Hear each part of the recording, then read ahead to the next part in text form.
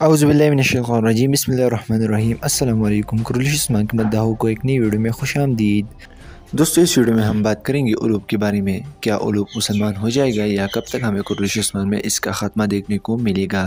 تو ویڈیو شروع کرنے سے پہلے اگر آپ اس چینل پر نئے ہیں تو چینل کو سبسکرائب کر دیں تاکہ ہمارے آنے والی ہر ویڈیو کی نوٹیفکیشن آپ تک سب سے پہلے پہنچ سکے۔ تو دوستو، جیسے کہ آپ سب کو پتہ ہوگا کہ ترگت ایک ایک کر کے علوب پر حملے کر رہا ہے، اور اگر ایسا چلتا رہا تو ترگت بہت جلد ہی علوب کو زہر کر دے گا۔